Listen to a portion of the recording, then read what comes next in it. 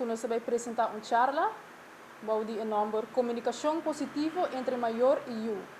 Esse aqui vai ter lugar dia 16 de janeiro próximo, 7 da noite até 8 da noite, aqui no Centro de Atividade Rancho. Onde que nós vamos tocar um par de temas que é super importante para o maior, falar de comunicação entre maior e eu, que como para maior conversar mais com eu tocante diferentes tópicos. Seja dia tópico que nós vamos tocar, também na uma maneira como para escutar outro e na uma maneira positiva e também como para discutir sem pleita, isso é sempre importante.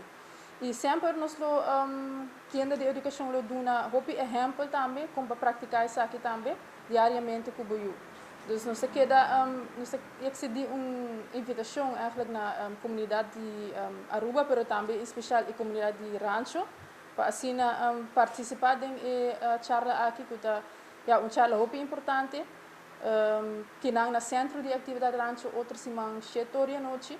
E onde nós também combinar eigenlijk a charla aqui com o ponemento de poster do bairro. É algo que nós temos pensando em para o tempo que acaba com nós por eigenlijk envolver mais gente do bairro ou eigenlijk mostrar o que nós temos fazendo no centro de atividade.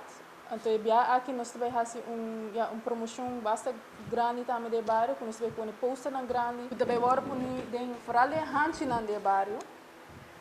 Onde que eigenlijk de maneira aqui nós queremos mais ne jovem, ne maior, ne na cuta de bairro para eigenlijk se mestre de ajuda na por buscar mais leite que possível. Isso aqui depois nós nós vai pôr de bairro começando a ver e lo que era na largo também de bairro para exponer.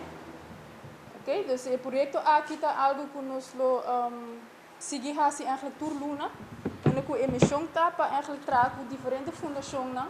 Então, também tem outra fundação que a confirmar que está respeitando, que o bem assim também charla de futuro e também nós lo põe na poster também de bairro. Assim que cada luna lo tem outra organização que lo participa conosco, colaborar conosco, que por trazer mais projeto educativo ou atividade educativa do bairro também.